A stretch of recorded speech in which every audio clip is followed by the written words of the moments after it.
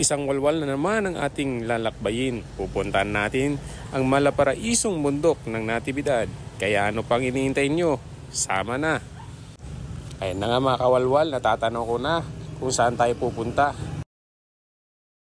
At yan na nga mga kawalwal, nakarating na tayo dito sa Natividad.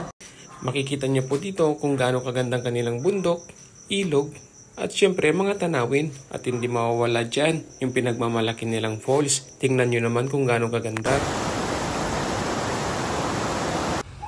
At ayun na nga mga kawalwal, nagre-reklamo na yung mga kasama ko. Gutom na daw. Kaya ano pang iniintayin nyo?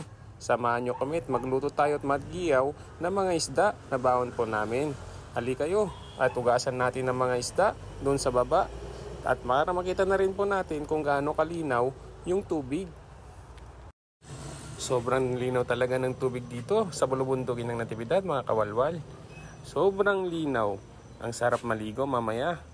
Kaya naman hinugasan namin mabuti yung hito.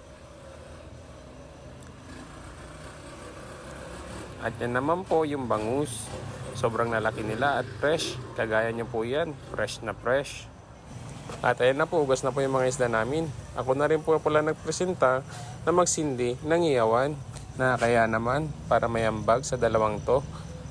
Habang sila naglalagay ng asin, ayan, naparami ata ng asin. Sige, lagay pa ng asin. Sobrang alat na yan, tandaan nyo. At ayun na nga makawalwal, habang iniyaw natin yung isda, naisip kong puntan yung mga bata. At yan na nga, nakita ko sila naliligo. Ang sarap pagmasdan at maging bata ulit. Sana bumalik tayo sa pagkabata.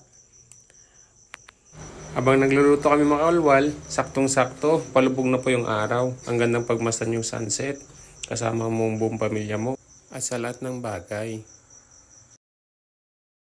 Habang naliligo pala sila mga kawalwal, naisipan namin tumakas ni Mrs. at makapag-date. Yun lamang po mga kawalwal. Salamat sa panonood. Ano pang hinihintay mo? Magwalwal na!